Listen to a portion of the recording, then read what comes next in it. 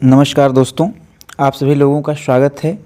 आपके अपने इस YouTube परिवार YouTube channel legal adviser AM में। सर्वप्रथम आप सभी लोगों को दीपों के महापर्व भगवान श्री राम जी की लंका विजय के उपरांत अयोध्या वापस आने पर मनाए गए उत्सव के अनुक्रम में मनाए जाने वाले इस महापर्व की सभी को शुभकामनाएं, बधाइयाँ। प्रभु श्री राम की, माँ लक्ष्मी, प्रभु गणेश जी की कृपा आप सभी पर बनी रहे। और साथ ही साथ मैं आप सभी लोगों का आभार और धन्यवाद करता हूं कि आप सभी लोगों के स्नेह से लीगल एडवाइज़र AM परिवार 1 के फैमिली में शामिल हो गया है। अब 1000 से अधिक सदस्य इस परिवार का हिस्सा हैं। इसके लिए मैं आप सभी को बधाई देता हूं और आप सभी का धन्यवाद ज्ञापित करता हूं। साथ ही साथ फिर से आपसे निवेदन करता हूं कि अधिक से अधिक लोगों तक वीडियो पहुंचाइए। और अगर अभी आप चैनल पर नए हैं तो चैनल को सब्सक्राइब करिए, लाइक करिए, बेल आइकन ज़रूर दबाइए। और फिर वही निवेदन, क्योंकि वीडियो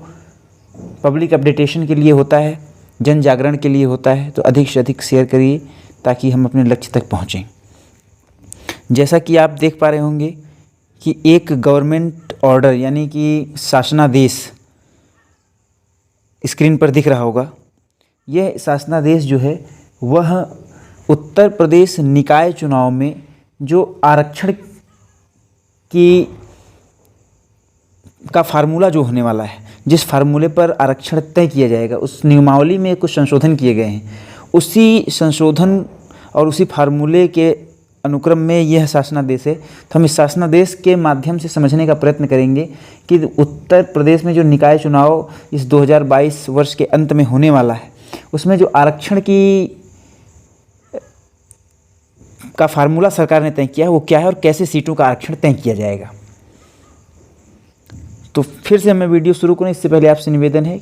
कि अगर वीडियो पर नए हैं तो सब्सक्राइब अवश्य करिए, लाइक करिए, शेयर करिए।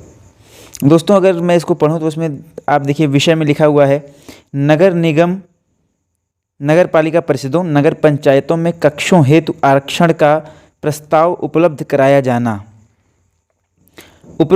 उपयुक्त विषय के संबंध में अवगत कराना है कि उत्तर प्रदेश नगर निकाय अधिनियम 1959 की धारा 7 की उपधारा 1 से 4 तथा उत्तर प्रदेश नगर पालिका अधिनियम 1916 की धारा 9 क की उपधारा 1 से 4 में स्थानों एवं पदों के अनुसूचित जनजाति, अनुसूचित जाति, पिछड़े वर्ग तथा महिलाओं के लिए आरक्षण के प्रावधान किए गए हैं। उक्त संदर्भित अधिनियमों की क्रमशः धारा 7 खंड 1 तथा 9 क 1 के अनुपालन में कक्षों को चक्रानुक्रम में आरक्षित करने हेतु क्रमशः उत्तर प्रदेश नगर निगम स्थानों और पदों का आरक्षण एवं आवंटन नियमावली 1994 तथा उत्तर प्रदेश नगर पालिका स्थानों और पदों का आरक्षण एवं आवंटन नियमावली 1994 प्रभावी है। अब जो नया गजट आया है उसके बारे में देखते हैं, इसमें क्या कहा गया है। इसमें आप तारीख देख पा रहे होंगे कि उत्तर प्रदेश साधारण खंड अधिनियम 1904, उत्तर प्रदेश अधिनियम संख्या 1 सन 1904 की धारा 23 की उपधारा 2 और उत्तर प्रदेश नगर निगम अधिनियम 1959, उत्तर प्रदेश अधिनियम संख्या 2 सन 1959 की धारा 7 के साथ पठित उक्त अधिनियम की धारा 540 के अधीन शक्ति का प्रयोग करके राज्यपाल उक्त 11/7/2011 दिनांक 26 सितंबर 2011 में प्रकाशित आदेश के अनुसरण में प्राप्त आपत्तियों और सुझावों पर विचार करने के पश्चात उत्तर प्रदेश नगर निगम स्थानों और पदों का आरक्षण एवं आवंटन नियमावली 1994 को संशोधित करने की दृष्टि से निम्नलिखित नियमावली बनाते हैं।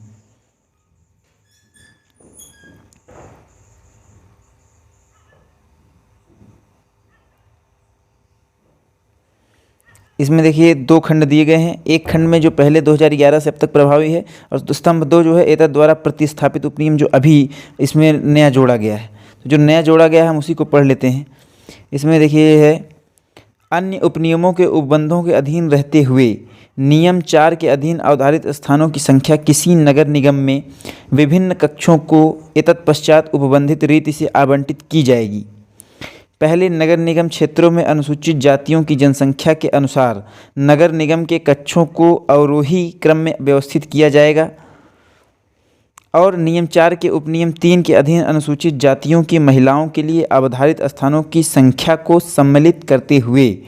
उक्त नियम के उपनियम 1 के अधीन अनुसूचित जातियों के लिए अवधारित स्थानों की संख्या को ऐसे कक्षों को जिनमें अनुसूचित जातियों की जनसंख्या नगर निगम क्षेत्र में सबसे अधिक हो आवंटित किया जाएगा, परंतु यह कि ऐसे कक्षों को पहले अनुसूचित जाति की महिलाओं को आवंटित किया जाएगा। इसको अगर साधारण भाषा में समझें या आसान भाषा में समझने का प्रयत्न करें तो कुल मिलाकर के यह कहने का प्रयास किया जा रहा है कि जो सबसे पहले जो आरक्षण तय होगा वो अनुसूचित जाति का आरक्षण तय होगा, यानी कि SC कास्ट का, और उसके लिए अवरोही क्रम में, यानी कि ऊपर से नीचे, जहाँ सबसे अधिक संख्या है फिर उससे कम फिर उससे कम, ऐसे जो नगर निगम क्षेत्र हैं उन क्षेत्रों में इस प्रकार से कहाँ पे SC की जनसंख्या सबसे अधिक है फिर उससे कम उस जनसंख्या के आधार पर आरक्षण दिया जाएगा। और उसमें भी संख्या निकालने के पश्चात पहले अनुसूचित जाति की महिलाओं को के लिए सीटें आरक्षित की जाएंगी, उसके बाद फिर पुरुषों के लिए आरक्षित की जाएंगी।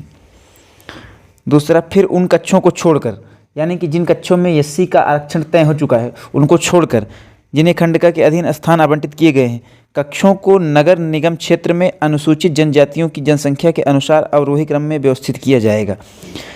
अब इसमें सेम वही नियम पालन किया जाएगा, मतलब पहला जो आरक्षण होगा वो SC का होगा, दूसरा आरक्षण ST का होगा, और आरक्षण तय करते समय जो सबसे अधिक जनसंख्या वाला क्षेत्र होगा उस वहाँ से शुरू करेंगे सूची बनाना, और जो सबसे कम वाला है वहाँ तक सूची बनाते हुए आएंगे। और उसके बाद पहले महिलाओं के लिए स्थान आरक्षित किया जाएगा, उसके बाद पुरुषों के लिए। अब इन दोनों को आरक्षित करने के बाद अब जो बचेगा, ये दोनों आरक्षित हो गए, अब इसके बाद जो सीटें बच रही हैं उन सीटों को पिछड़ा वर्ग के लिए आरक्षित किया जाएगा, और उनकी भी ऐसे ही अवरोही क्रम में लिस्ट बनाई जाएगी। जैसे कि आप देखें खंड ख के बाद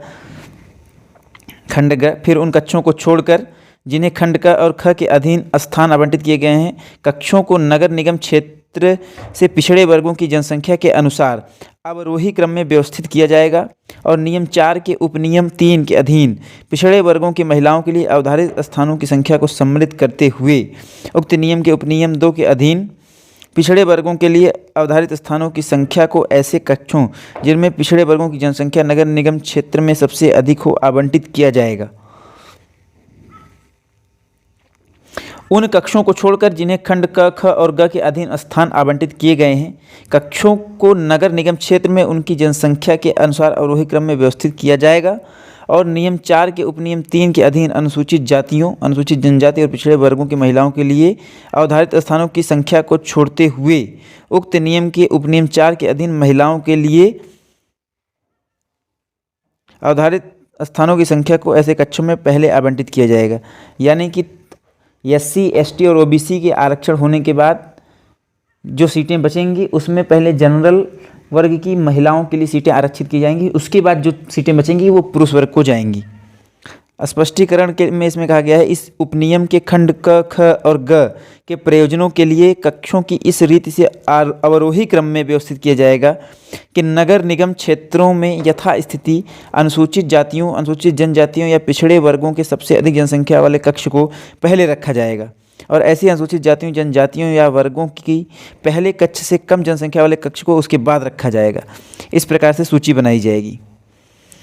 ऐसे कक्ष जिनमें किसी निर्वाचन में अनुसूचित जातियों, अनुसूचित जनजातियों, पिछड़े वर्गों के व्यक्तियों अथवा महिलाओं को स्थान आवंटित किए गए थे, अगले होने वाले निर्वाचन में क्रमशः अनुसूचित जातियों, अनुसूचित जनजातियों, पिछड़े वर्गों के व्यक्तियों अथवा महिलाओं को आवंटित नहीं किए जाएंगे।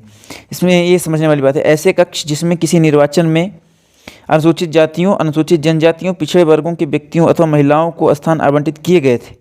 अगले होने वाले निर्वाचन में क्रमशः अनुसूचित जातियों, अनुसूचित जनजातियों, पिछड़े वर्गों के व्यक्तियों अथवा महिलाओं को आवंटित नहीं किए जाएंगे, और अनुवर्ती निर्वाचनों में कक्षों के स्थानों का आवंटन खंड क, ख, ग और घ में संदर्भित क्रमानुसार चक्राणु क्रम में किया जाएगा। अब यहाँ नीचे लिखा देखिए, आज्ञा से दुर्गा शंकर मिश्र, यानी कि दुर्गा शंकर मिश्र जी वर्तमान में उत्तर प्रदेश सरकार में प्रमुख सचिव हैं, यानी कि ये वर्तमान की गाइडलाइंस हैं वर्तमान के लिए। और अगर आपको हम यहाँ दिखाएं बगल में, तो ये पिछला वाला है।